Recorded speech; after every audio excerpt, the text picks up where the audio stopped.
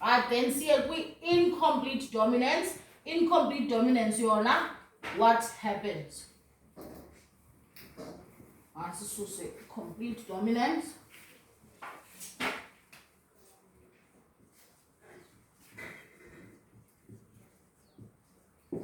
Incomplete dominance means no gene is more dominant to the other, or I call gene a recessive when, right? So that means I call overpower any as genes zoe2 are equal, right? Now any genes zoe2 z equal, so there's no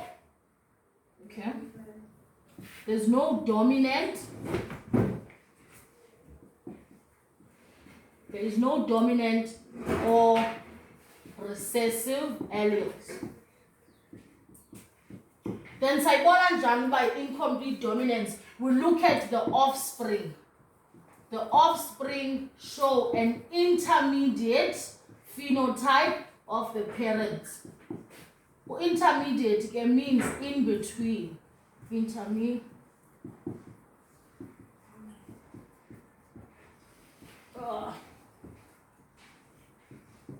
Intermediate phenotype of the P1, which is the parents. So into 18 we'll identify incomplete dominance when we look at the offsprings abazali.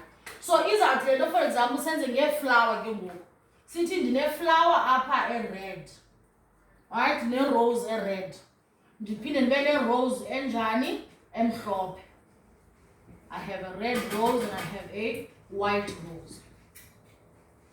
I-roses when I breed them together, kuphuma abantwana be-rose aba-pink. Remember, if besenza complete dominance, uzawubreeda u-red no-white, kuphume abantwana either aba-red okanye aba-white. So enye yeziyazi-2 would have been the dominant one. Ngoku kuphuma abantwana abayi-intermediate of the parents. So ndine-red rose, ndayibreeda ne-white rose, waphuma i-offspring ezi-pink. So this tells me that genes as parents, neither one was dominant over the other, or neither one was recessive to the other. So they were both equally dominant or equally recessive. Therefore, the offspring showed an intermediate of the two parents. Then, since genetic cross to represent this, always look at the offspring. If you remember, we complete dominance, the same letters. When it comes to incomplete dominance, we use 2 different letters. So how are we going to represent a red rose here too? We'll use a capital letter R. Right? And then to represent a white rose here too, we'll use capital letter W. So I call it recessive when you dominant when, as we see here, zombini is in capital letters and zombini wrote them in 2 different letters. Right, and then it steps is yafana. So this is a red rose and this is a white rose. So step 1, P1, the Nazi parents. We identify what the parents look like. Step number 2, we give the phenotype here parents. Step number 3, we make gametes for his parents. The possible gametes are a parent in a red rose. It will always be a capital letter R. So if this was making sperm cells, all sperm cells of this flower will always carry a capital letter R, or the allele and capital letter R for the gene Yekara. This rose, on the other hand, which is the female flower, it will always carry the allele and W, whether W or that W. But all egg cells from this flower will carry the allele and W. Right then, step number 4, we fertilize. So apha kwenzeke i-meiosis yasinika ii-gametes zethu okanye ii-sex cells zethu. Then step number 4, we fertilize these gametes zethu. So xa sidibanisa this sperm cell with that egg cell, there's my pink rose. Right, as you can see, genes zoyi-2 ze-parents zikhona, and because ayikho dominant kwenye, they are different. This results in a pink rose. Another example can be made if city one flower is black and imhlophe. When you see offspring is gray, you know gray is an intermediate, black, no white. So you can use whatever letters you want to use. But how do you separate the complete dominance and the incomplete dominance? You look at the offspring. If the offspring is an intermediate parent, then that tells us incomplete dominance. Right, then we can go with the third type of dominance. The third type of dominance is called codominance. Right, co no incomplete, mateta are almost the same thing. The same thing, meaning that akukho gene ingaphezulu kwenye. The genes work together and they both contribute to the phenotype here parents. As you jonga codominance, you look at it get blood groups. Right? If blood groups siyazazi okanye sikhesive ngazo. If blood groups represent a phenotype. So xa umuntu esithi ndiku-blood group A, that means phenotype yakhe ngu-A. Z4 blood groups. Right, so no blood group A, so no blood group B, so no blood group O, kubekho blood group AB. Right, remember, if phenotype, let's say it's what you can see. But now when it comes to blood groups, you can't see blood groups as abantu, but knowing what the blood group is, that is actually the phenotype. Because genotype, here's blood groups, yamanja. Right, A, une possibilities as you two. You can be homozygous for blood group A, or you can be heterozygous for blood group A. Remember, homozygous means the alleles is yafana, heterozygous means the alleles as fan. So when you go blood group A, each genotype yako is either A, or you are A, O. So what is this telling you? This is telling us that O, recessive, A. Ana sizathi lo muntu heterozygous for blood group A, but lo muntu no A no O, it means lo O is overpowered gula A.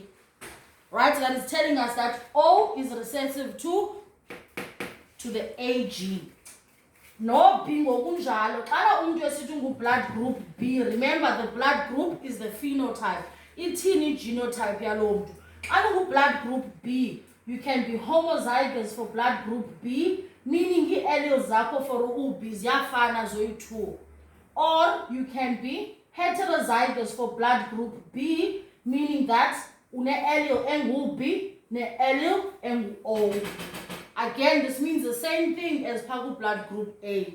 This means once you get heterozygous, O is recessive to B. So what can we conclude here?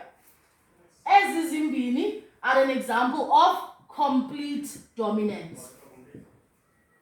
Because sithetha nge-dominant and recessive alleles here. Ithi lento O is recessive to both A and B. Hence, uyakwazi uba heterozygous for blood group A and blood group O. Sorry, blood group A and blood group B. Then xa siya ku-blood group O. U-blood group O, so this means O is recessive. Remember, xa une-recessive allele, in order to show it phenotype, nekube njani? Nekube homozygous for that characteristic. Which means the recessive gene engu-O, the only way you can be blood group O, you must be homozygous for O.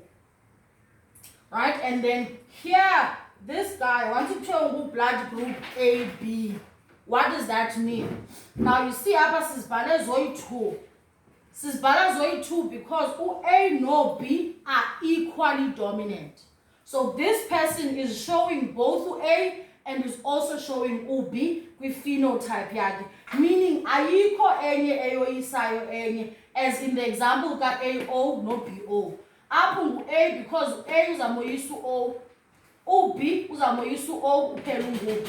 Apha ayikho eyoyisa omnye, which means if genotype yalo mntu, this person carries an A gene and this person carries a B gene. Right? And then the way we write genotypes, So Lena, this is the one that represents co-dominance. So the gene A blood groups ne gene B are co-dominant. No one overpowers the other one. But O is recessive to both A no B.